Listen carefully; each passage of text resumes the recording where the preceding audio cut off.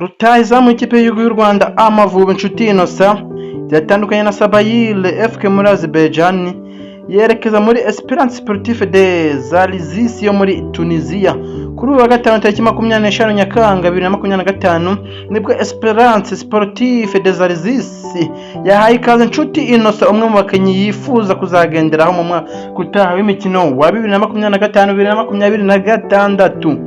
Muri Mutarama 2025 nibwo Nshuti Innocent wari uvuye muri Leta Zunze Ubumwe za Amerika muri Knoxville yo mu cyiciro cya gatatu muri Leta Zunze Ubumwe za Amerika yerekeje i Burayi, aha yari agiye gukinira ikipe ya Sabail FK ikina muri shampiyona y'icyiciro cya mbere muri Azerbaijan. Gusa ntiyahagiriye ibihe byiza kuko atabonye umwanya uhagije wo gukina.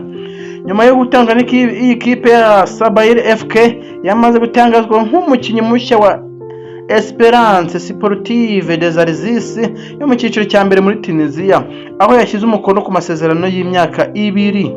Nshuti Innocent y'imyaka 27 yarukaga muri Tunisia mu mwaka w'imikino 2018-2019, aho yakiniraga Stade Tunisia ikinamo mugenzi we w'umunyarwanda Mugisha Bonheur Casemiro babanye muri APRFC.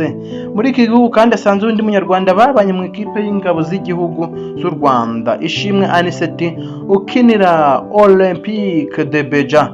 Mu mwaka ushize w'imikino Esperance Sportive des Arzis yasoreje ku mwanya wa 5 n'amanota 58.